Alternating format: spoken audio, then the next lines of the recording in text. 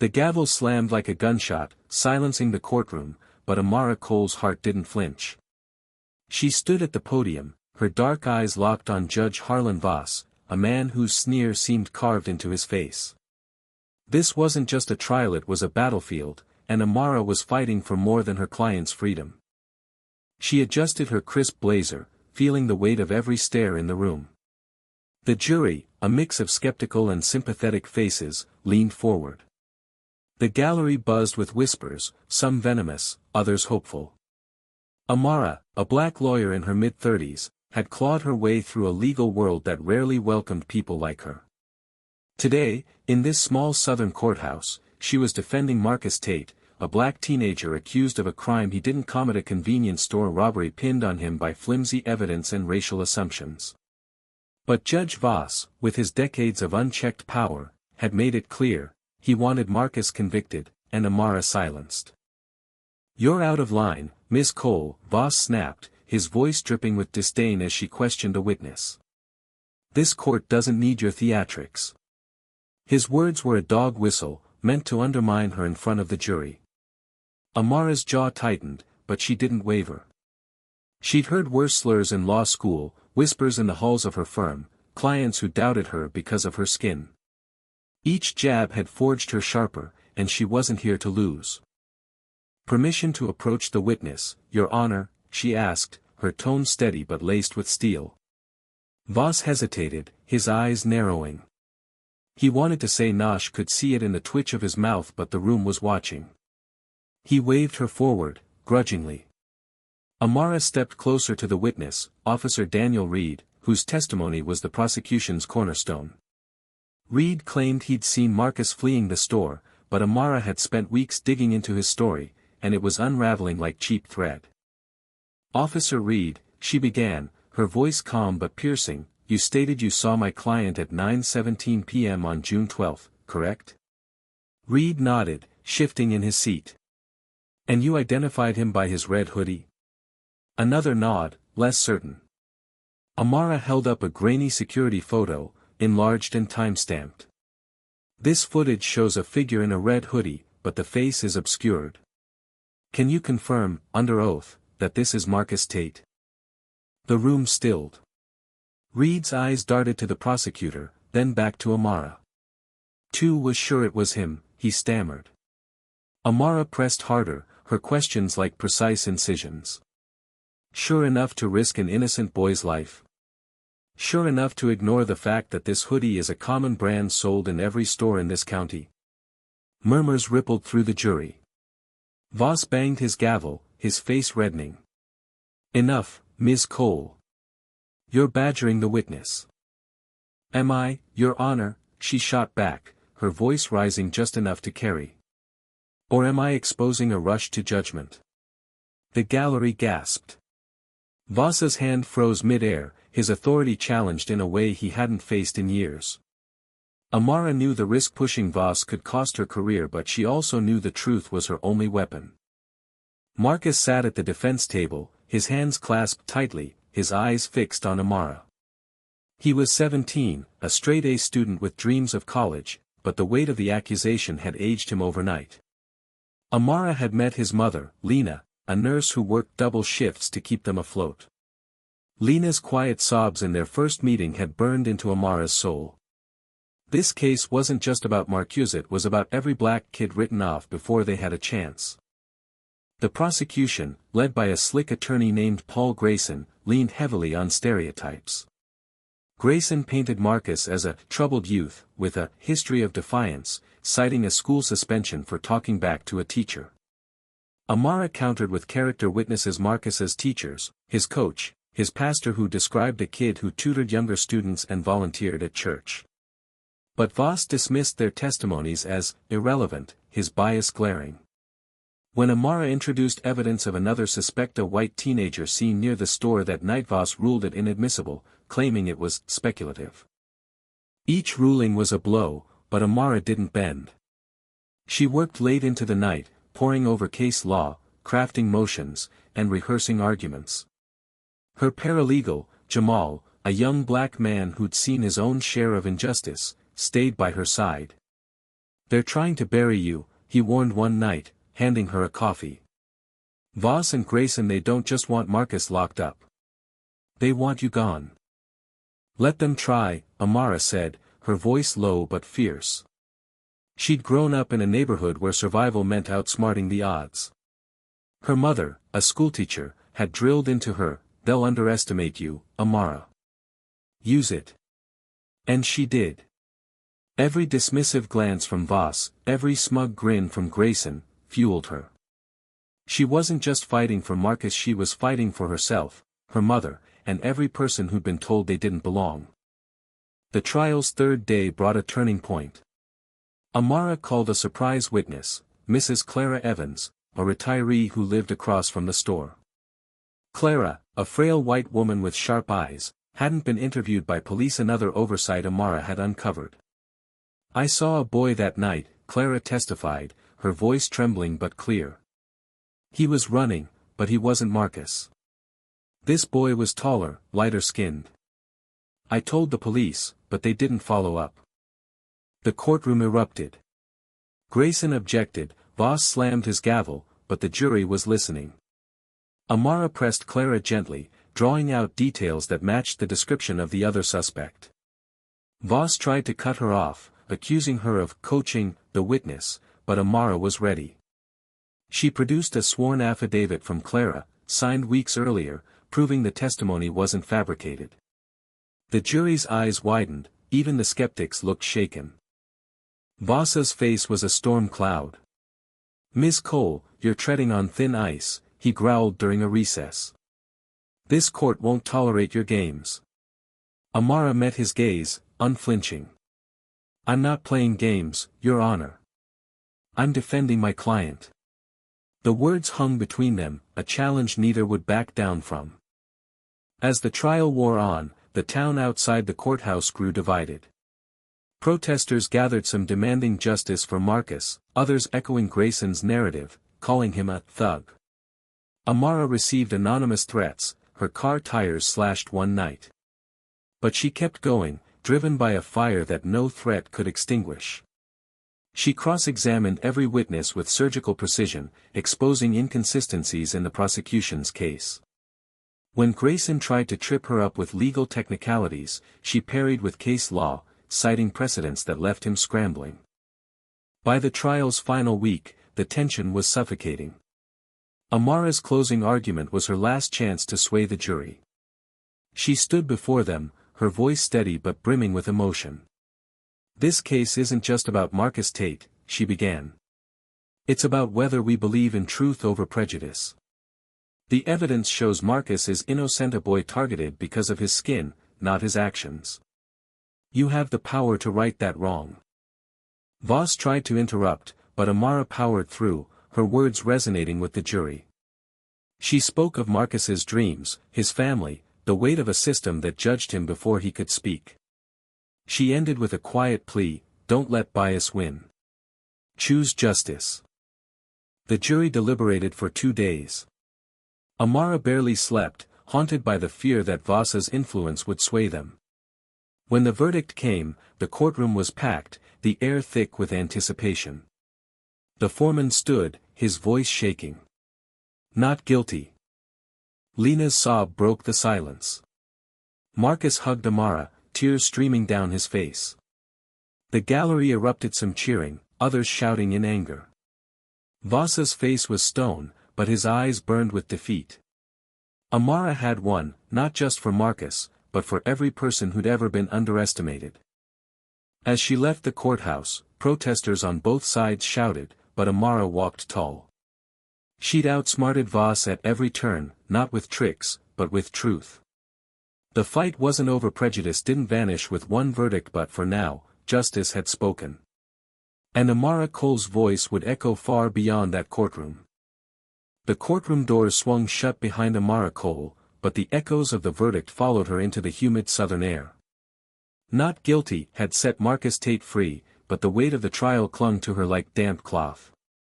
The steps of the courthouse where gauntlet protesters on one side waved signs reading, "Justice for Marcus," while others brandished hateful slogans, their voices sharp with venom. Amara's victory was a spark in a powder keg, and the town of Fairview was ready to ignite. She drove home in silence, her hands steady on the wheel despite the adrenaline still coursing through her. Her small apartment, cluttered with case files and law books, felt like a sanctuary, but even there, the world intruded. Her phone buzzed with messages, support from colleagues, threats from strangers. One anonymous text read, "You won't last long here." Amara deleted it, her jaw tight. She'd faced worse, but the exhaustion was creeping in, bone deep and unrelenting. The next morning, the local paper splashed the trial across its front page, "Black lawyer defies judge in stunning upset." The article praised Amara's tenacity but hinted at trouble brewing.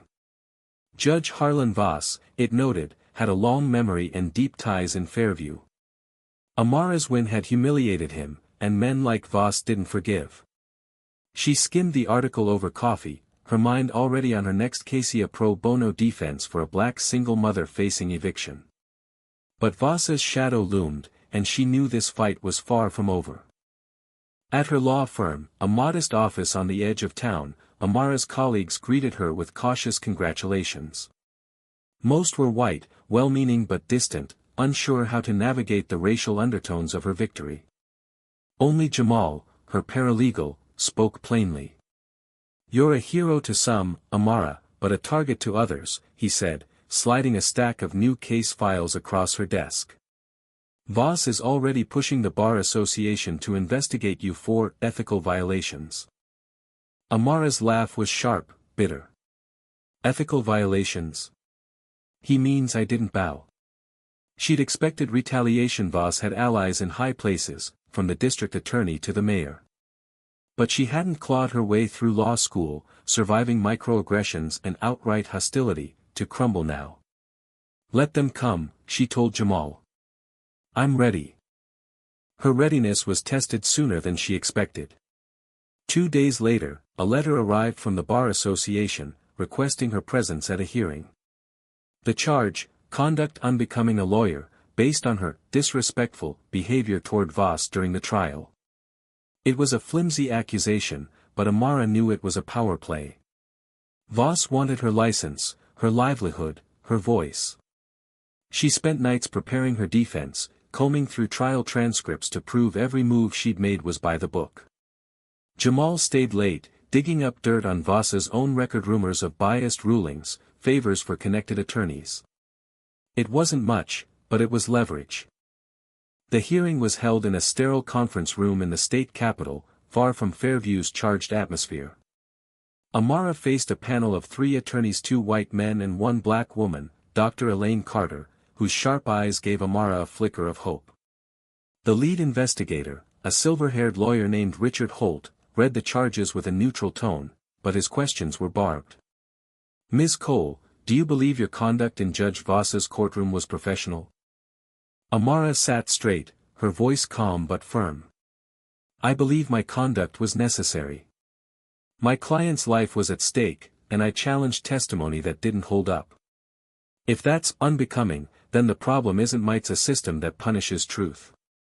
Dr. Carter's lips twitched, almost a smile. Holt frowned but moved on. Amara presented her evidence, the trial transcript, Clara Evans's affidavit, even a letter from Marcus's mother thanking her for saving her son. The panel listened, but Holt's skepticism was palpable. Back in Fairview, the community was fracturing. Marcus's acquittal had galvanized activists, who organized rallies demanding police reform. But it also fueled backlash. A local radio host, known for dog whistle rhetoric, called Amara a race baiter who'd played the card to win. Flyers appeared around town, some calling for Voss's resignation, others demanding Amara leave. One night, a brick shattered her office window, a note taped to it, "Know your place." Amara reported it to the police, but the officer who responded, a friend of Officer Reed, shrugged it off as kids being kids. She refused to be cowed. At a community meeting, Amara spoke to a packed church, her voice carrying over the crowd. "This isn't just about Marcus, or me," she said. "It's about whether we let fear and lies win. We can't change the past, but we can fight for a future where justice isn't a privilege." The room erupted in applause, but Amara saw the skeptical faces two people who believed she'd stirred trouble that didn't need stirring. Her next battle came unexpectedly. Paul Grayson, the prosecutor from Marcus's trial, filed a motion to retry the case, citing new evidence. It was a blurry video from a nearby gas station, allegedly showing Marcus near the crime scene. Amara's gut told her it was Dr. Grayson's desperation to save face. She enlisted a tech expert, a young woman named Priya, who confirmed the video had been manipulated, timestamps altered to place Marcus at the scene. Amara filed a countermotion, accusing Grayson of misconduct. Voss, predictably, tried to dismiss it, but Amara appealed to a higher court, citing Voss's bias. To her shock, the appeal was granted, and the case was reassigned to Judge Maria Alvarez, a Latina known for her fairness. The retrial was a grueling marathon. Alvarez ran a tight courtroom, but Grayson fought dirty, leaning harder on racial stereotypes. He called witnesses who painted Marcus as a gang-affiliated teen, despite no evidence. Amara dismantled each claim, presenting school records, community testimonials, and Priya's analysis of the doctored video. She worked with a quiet fury, knowing every misstep could cost Marcus his future. The jury, more diverse this time, seemed receptive, but Amara felt the weight of Voss's influence lingering. His allies whispered in the halls, sowing doubt. One night, as she reviewed notes at her desk, Lena Tate called, her voice trembling. "They're following Marcus," she said. "2 men in a truck, circling our house." Amara drove to their home, her heart pounding. She found Marcus and Lena safe but shaken, the truck gone. She stayed until dawn, promising to get them protection. The next day, she filed for a restraining order and tipped off a local journalist, who ran a story exposing the harassment. The article went viral, drawing national attention to Fairview's racial tensions. Support poured in donations for Marcus's college fund, letters from civil rights groups, but so did hate mail, flooding Amara's inbox. The Bar Association hearing reached its conclusion the same week as the retrial's closing arguments. Dr. Carter, the black panelist, delivered the verdict. The charges against Amara were dismissed. "Your conduct was bold, Ms. Cole, but not unethical," Carter said, her voice carrying a hint of pride. "This profession needs more like you." Amara exhaled, relief washing over her, but there was no time to celebrate. The retrial's outcome loomed. In her closing argument, Amara faced the jury with raw honesty. "You've seen the evidence or lack of it," she said. "You've heard the lies meant to tear down a boy who's done nothing wrong. Your verdict won't just decide Marcus's fate, it will decide whether we let prejudice write our story." Judge Alvarez watched closely, her expression unreadable. Grayson's closing was slick, emotional, but hollow, leaning on fear rather than facts. The jury deliberated for 16 hours. Amara waited with Marcus and Lena in a small courthouse room, the air thick with tension. When the foreman announced, "Not guilty," again, Lena collapsed into Amara's arms, sobbing. Marcus, usually stoic, let tears fall. The gallery was a mix of cheers and boos, but Alvarez's gavel restored order. Amara caught Grayson's eye as he left, his face pale with defeat. Voss, watching from the back, turned and walked out without a word. The aftermath was bittersweet. Marcus enrolled in college, his scholarship funded by donations. Lena started a community group to support other families facing injustice. Amara's firm offered her a partnership, but she declined, choosing to open her own practice to serve those the system overlooked. Voss retired quietly, his reputation tarnished. Fairview remained divided, but Amara's victory had cracked open a door for change.